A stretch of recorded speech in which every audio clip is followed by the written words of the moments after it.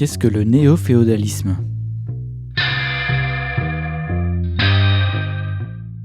Article de Laurent Léchine pour la propriété-d'usage.com.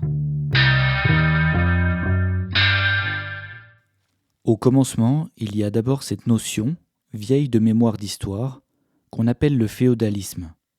Si on pratiquait le micro-trottoir aujourd'hui, en questionnant le chaland sur l'actualité du féodalisme, il nous prendrait probablement pour des fous.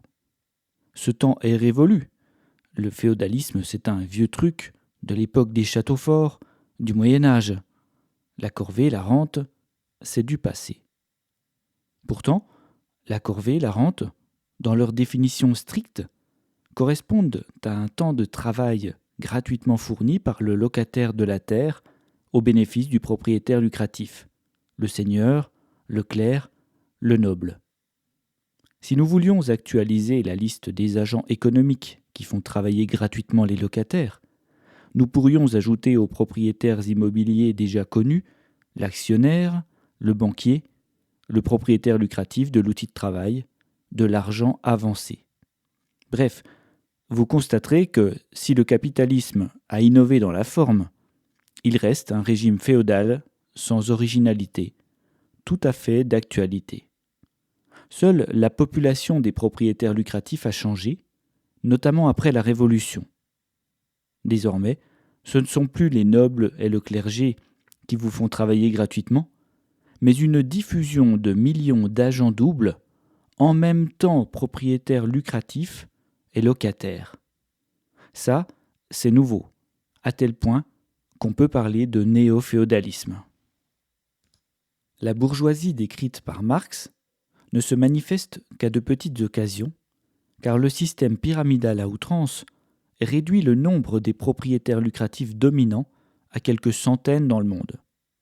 Ne négligeons pas son effet sur la division du travail et son contrôle de la production, car il est titanesque.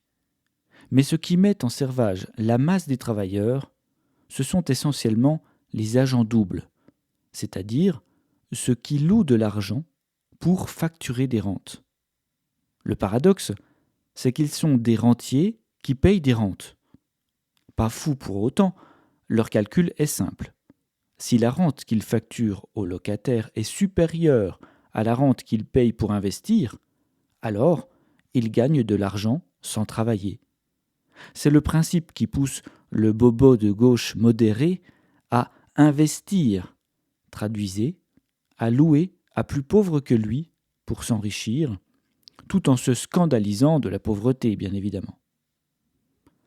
Le principe du néo-féodalisme se base donc sur l'exploitation généralisée de la faiblesse d'autrui, son incapacité à investir, donc l'obligation pour lui de passer par vos propriétés lucratives, la belle morale. La promesse du rêve américain, c'est que tout le monde puisse devenir rentier. Du moins en principe, car dans la vraie vie, c'est techniquement impossible. À force de reporter les rentes sur les agents inférieurs, une couche basse de population se constitue, particulièrement en Amérique. Ceux qui louent tout ce qu'ils usent, sans jamais déléguer l'usage en échange d'une rente, n'ont aucun moyen de sortir de leurs conditions. Pour cause, l'accès à l'investissement leur est impossible. Lorsque la fin du mois commence le 15, vous pouvez toujours aller voir un banquier avec un beau projet d'investissement. L'argent amène l'argent, comme le rappelait déjà Adam Smith au début du néo-féodalisme. La monarchie, les cités-États, la Grèce ou la Rome antique ont pratiqué le surtravail qui, on le sait, a payé les châteaux et palais dont on vante aujourd'hui les qualités patrimoniales dont on est si fier.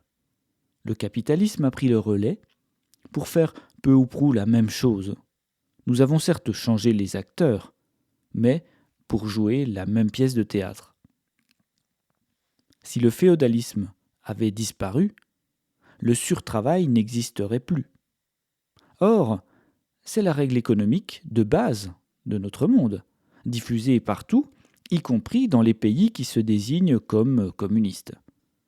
La Chine possède de moderne qu'elle propose dans son modèle une hybridation totale, à savoir la mise à disposition de l'argent public et du confinement des citoyens au service du capital privé, des propriétés lucratives et des tenanciers de l'État central. Elle conserve le pire des régimes communistes et capitalistes pour les fusionner. Selon elle, cela irait dans l'intérêt général. C'est d'ailleurs un élément clé de son soft power de diffuser au monde ce modèle dystopique. Si techniquement le néo-féodalisme chinois est le plus avancé, vous comprendrez qu'il n'est guère compatible avec l'idéal des Lumières occidentales. Pourtant, ni l'une ni l'autre de ces propositions ne nous sort du féodalisme. Elles restent des variations sur le thème de la rente. Si nous étions logiques, alors nous devrions en appeler, comme Marx, à l'abolition de la propriété privée. Cependant, les révolutionnaires de 1917 en Russie, en voulant appliquer le principe marxien que les biens de l'État seraient les biens du peuple, nous ont montré que cela ne fonctionnait pas comme prévu. Le communisme s'est transformé en seigneurie géante, loin d'éliminer les dominations et d'émanciper le travailleur. Cela étant éliminé, nous pourrions aller voir du côté de Proudhon, du mutualisme. Mais Proudhon, en voulant éliminer la propriété, sous-estime les problèmes que cela engendre. Il nous faut donc une autre alternative qui ne soit ni le néo-féodalisme, ni le communisme, ni l'anarchisme révolutionnaire. La nouvelle division du travail, proposée par la propriété d'usage universel, conserve le principe de la propriété privée pour un tas de raisons comme la motivation à produire, le soin accordé aux biens propres par exemple. Si la motivation du génie créatif est toujours la rente dans le monde néo-féodal, cette motivation changera d'objet dans la propriété d'usage, pour donner un nouveau sens à la production qui, contrairement à la rente, ira véritablement dans l'intérêt général. Tout le monde peut créer une entreprise sans condition de revenu. Cela ne signifie pas un open bar aveugle qui mènerait à la catastrophe. Il faut, primo, que le producteur soit qualifié, et secondo, que l'outil de travail qu'il nous demande de payer collectivement soit désiré et accepté. Un vote, à la fois par les futurs clients, les concurrents, les amis, les ennemis, associé à un autre vote des représentants de la collectivité, permettra de trancher si oui ou non nous allons payer un outil de travail à un producteur.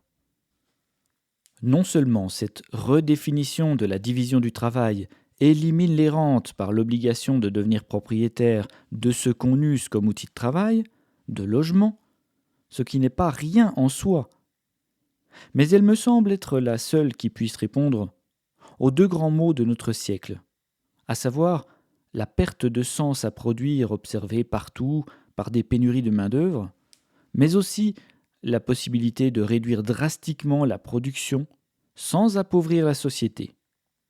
En effet, si la répartition des rentes persiste telle qu'elle existe dans le monde néo-féodal, alors la contraction de l'économie subie par la baisse de la disponibilité des ressources naturelles, en qualité et en quantité, mènera vers un effondrement du niveau de vie des agents économiques les plus fragiles et nombreux. À chacun de voir si ce futur-là semble désirable, avec plus d'inégalités, plus de pauvreté, ou s'il est intéressant de changer de logiciel de pensée pour sortir définitivement du système néo-féodal.